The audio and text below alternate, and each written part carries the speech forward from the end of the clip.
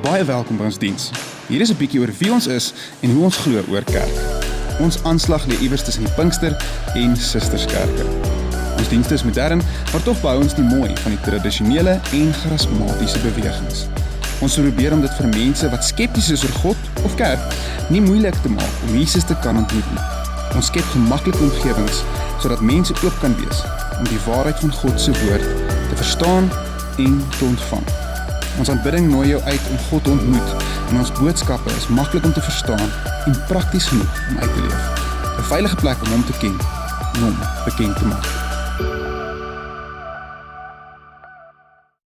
Just a few important announcements before we continue with the service, so please listen up carefully so that you will know what happens in the next upcoming weeks. So first things first, there is no children's church or youth Sunday mornings for the holiday times. So we're going to ask you to still bring your children, still bring your youths, and have them sit with you and experience the service, growing together as a family with God. It's a wonderful time of rest, but also a wonderful time where we can get used to family sitting together and experiencing God's word as He shares with us. And so also then, we have a young adult outreach on the 12th of July. So young adults, get ready for a outreach and evangelism in Katutura, where you will go out and reach people who have not yet really heard the word of God, who need that love and that kindness. So we're inviting you to join us the 12th of July, and please go speak to Rian. It will be in the morning from 9 o'clock, and we're hoping to see you there and see how you can go out to a place you don't usually go and spread the good news of Christ. Then ladies, I have a wonderful, wonderful, wonderful announcement for you. The 30th of August, we have a ladies event at the shed at the Trans Kalahari Inn. This will happen from 9 o'clock in the morning, and we're excited to say it's a breaking through to bloom event, where you will share testimonies of triumph, but also do activities together. And it's a time where you can come together and just share and have fellowship. So please speak to Barbara. The ticket sales will open at the 6th of July. It'll be $200 per person. We're trusting that you will really be inspired to come and to share and to be part of this wonderful movement.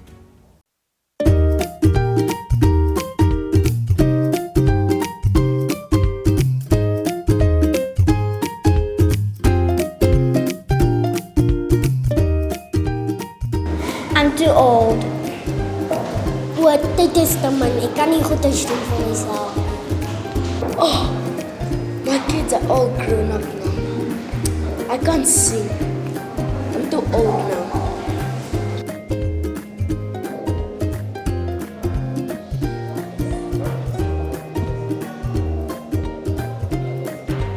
I don't have passion for children.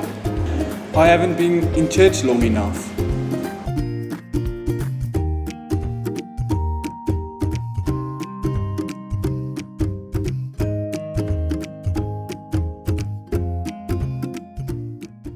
In 1896 skryf 'n ou met die naam van Charles Sheldon 'n boek. En hy noem die boek In His Steps. En hierdie boek het daaroor gegaan oor 'n gemeenskap van mense wat besluit het om vir 1 jaar hulle self 'n vraag te vra. Elke besluit wat hulle doen, elke ding wat hulle sou doen, die manier van hoe hulle huwelike sou werk, die manier hoe hulle mekaar sou werk, die manier hoe hulle die lewe sou gedoen het, sou deur die filter van hierdie vraag gegaan het. En die vraag was gewees, what would Jesus do? Daar's 30 miljoen kopieë van hierdie boek geskryf. Wat sou Jesus doen? In ons nuwe reeks wil ons 'n ander vraag vra, gebaseer op hierdie vraag. En ons wil die vraag vra in hierdie reeks, wat sou Jesus ondoen? What would Jesus undo? Wat is die goeders in ons lewens, as die Here na ons lewens kyk, wat hy uit ons lewens uit sou vat? Want dit is belangrik om te doen wat Jesus sou doen, en ons moet doen wat hy doen. Maar wat is die goeders in ons lewens, as Jesus na ons lewens kyk, as hy na ons harte kyk, as hy kyk na die manier van hoe ons hom volg, wat hy sou verander het in ons lewens, wat hy sou wou weggevat het in ons lewens. Van baie keer omhels ons goeders, maak ons sekere gewoontes deel van ons lewens, en ons dink dit is so right, en ons dink dit is die manier van hoe ons Jesus moet volg, maar wanneer Jesus na ons lewens kyk, wanneer Jesus kyk na die manier van hoe ons leef, dan is dit nie vir hom aanneemlik nie. Jesus kom in die boek van Openbaring, is al 7 briewe wat hy skryf, vir 7 gemeentes. En een van daai briewe wat hy skryf, is vir die gemeente van Laodicea. En wanneer Jesus kyk na die gemeente van Laodicea, dan sien hy hulle op 'n plek van waar hulle in 'n struik geval het. Want wanneer die gemeente van Laodicea na hulle self kyk, dan sien hulle self as ryk, hulle sien hulle self as bekwaam, hulle sien hulle self as 'n gemeente en 'n gemeenskap wat alles het, en wat eintlik nie meer Jesus nodig het nie. Nou Laodicea was 'n interessante stad gewees. Laodicea was 'n baie ryk stad gewees, dit was die moderne Dubai van daai tyd gewees.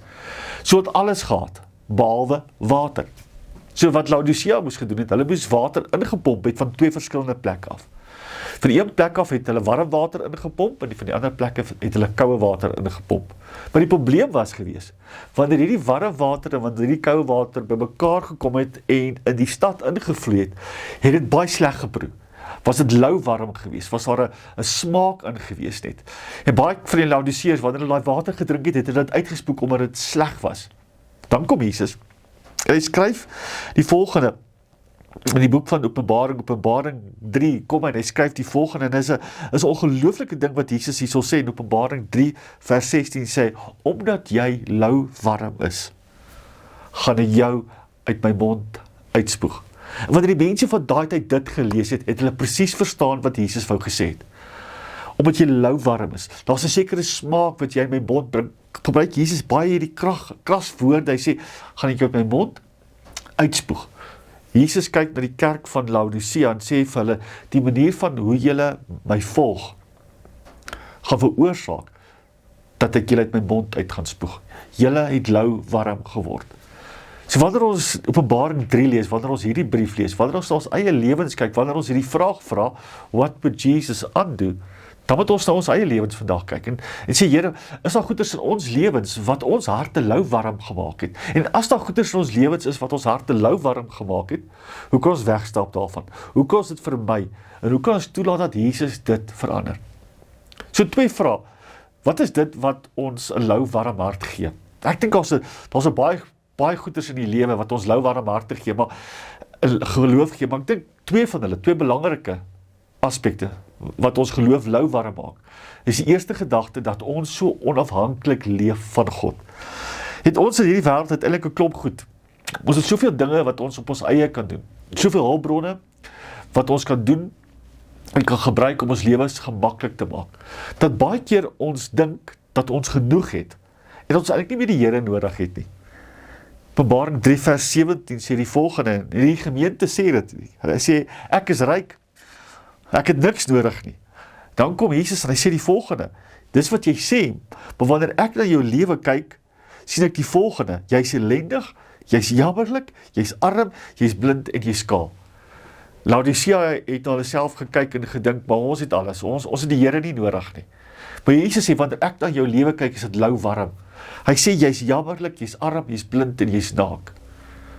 Een van die goeders wat ons lauwarm geloof gee, is juist hierdie gedagte, dat ons so onafhanklik van God leef, omdat ons soveel goed het. Ons het kennis, ons het vermoëns, ons het talente, ons het finansies, en dan dink ons, kan ons die lewe onafhanklik van God doen. En dis die subtiele leen van hierdie gedagte. Dit kom so saggies na ons lewens toe, dat ons dit nie eers altyd van dit bewus is nie, dat ons onafhanklik van God begin leef. Ons vergeet dat ons sy genade en sy goedheid elke dag nodig het. En wanneer jy so leef, onafhanklik van God leef, word jou hart so lauwarm. En word jou geloof wat Jesus sê, ek wil jou uit my mond uitspoeg. 'n Lewe wat geleef word, en die manier van hoe ek en jy Jesus volg, is 'n lewe van afhanklikheid. Ek en jy kan nie die voete van Jesus volg, die voetstappe van Jesus volg, deur afhanklik te leef nie, of onafhanklik te leef nie. Ons moet afhanklik leef van sy voetstappe. Die tweede ding, wat ons harte lauwarm maak, die geloof en die manier van hoe ons Jesus moet volg, is die goed van hierdie lewe. Want daar is baie goeders in die lewe wat ons aandag wegtrek. En wat baie keer met ons gebeur is, dat hierdie goed trek ons aandag weg, en ons begin daarop fokus, en dan volg ons Jesus nie soos wat ons moet volg nie, en dan word ons harte en ons geloof lauwarm. Markus sê vir ons 'n paar van hierdie goeders, wat ons aflei van die voetstappe van Jesus. Hy sê, die sorge van hierdie lewe, die misleiding van rykdom en die begeertes na ander dinge verstrik die woord en maak ons onvrugbaar.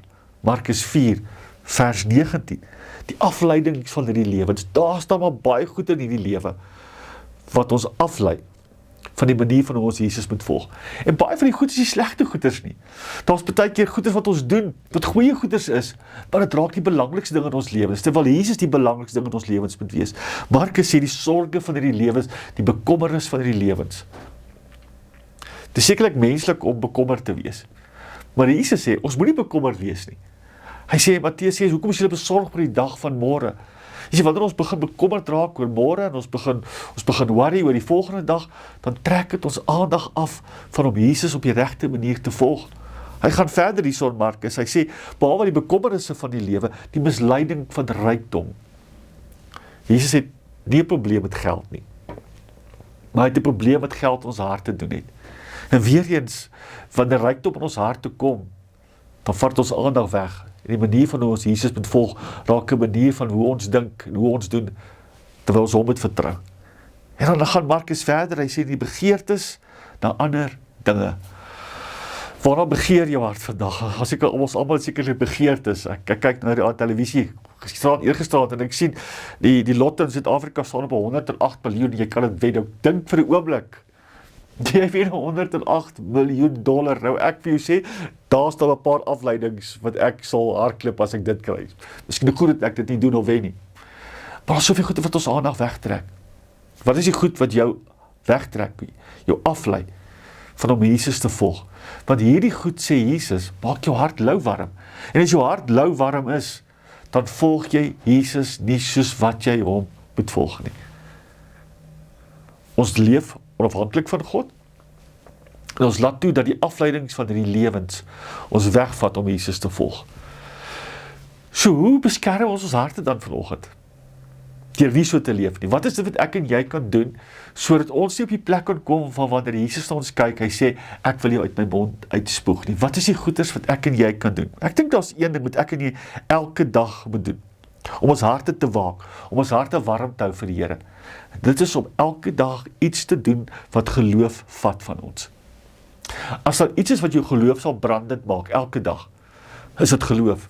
Die Bybel sê in Hebreërs 11 vers 6, dat sonder geloof is dit onmoontlik om God te behaag. Geloof is die stuk 4 wat jy elke dag in ons lewens moet omhels en deel maak van ons lewens. Wanneer ek en jy geloof het, wanneer ons dit aktief beoefen elke dag, dan leef ons afhanklik van die Here. Wanneer ons geloof elke dag toepas in ons lewens, dan sal die afleidings van hierdie wêreld nie die belangrikste ding in ons lewens wees nie.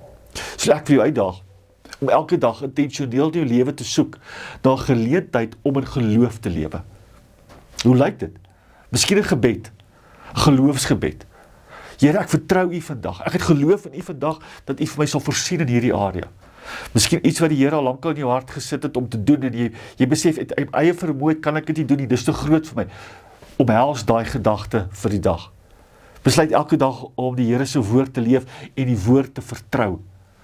Hoe waak ek en jy teen 'n lou warm hart? Ons waak daarteen deur geloof deel te maak van elke dag van ons lewens. Jesus het 'n probleem met lou warm geloof. Lou warm geloof kom baie subtiel in ons harte in. En dan wil ek afsluit met hierdie gedagte in Openbaring 3 vers 20, waar Jesus sê, ek staan by jou deur en ek klop en ek wil inkom, sodat ek saam met jou kan wees nie. Moenie jou hart toehou vir die Here nie. Moenie jou hart toehou deur goeders in jou lewe te omhels wat hom buitekant hou nie. Nooi hom in, sodat jy hom kan volg op die manier van hoe hy wil hê jy moet hom volg. Kom ons gaan saam bid. Here, daar's goeders in ons harte en ons lewens wat ons nodig het dat U moet verander. Daar's seker goeders in ons lewens, Here, wat ons vanoggend moet neerlê. En ons erken vanoggend, Here, dat ons soveel keer so onafhanklik leef van U. Wil U ons help vandag, Here, dat ons in geloof elke dag afhanklik van U sal leef. Ons het U so nodig, Here, in elke area van ons lewens. En dan, Here, beskerm ons harte teen die afleidings van hierdie wêreld, die bekommernis van hierdie wêreld, die goed wat die hulpbronne in hierdie wêreld baie keer van ons harte steel. Ons liefde vir U, Here. Mag ons U volg passievol.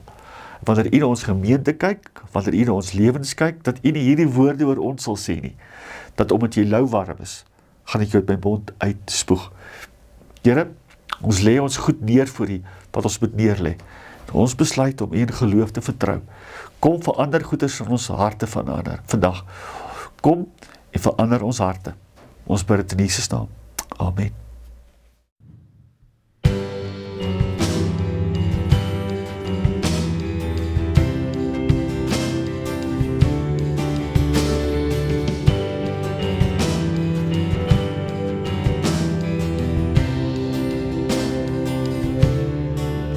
God is liefde, juich ons harte en bedink wat liefde doen.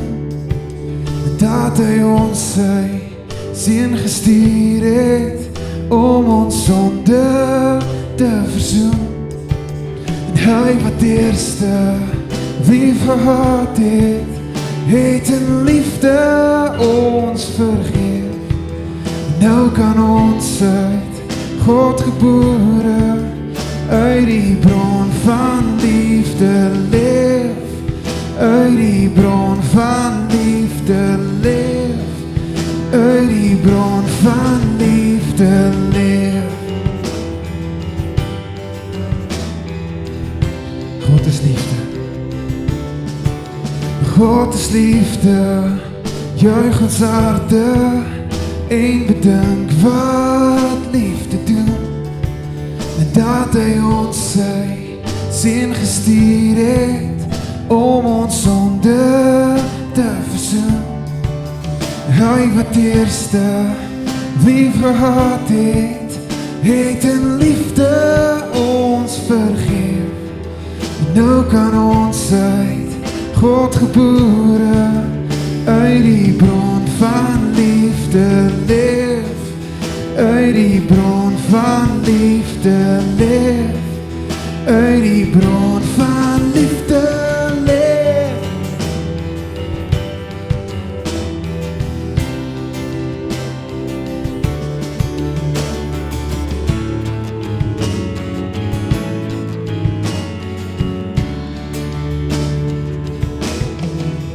God is liefde, juich ons harte en bedink wat liefde doen. Dat hy ons sy seun gestuur het om ons sonde te versoen.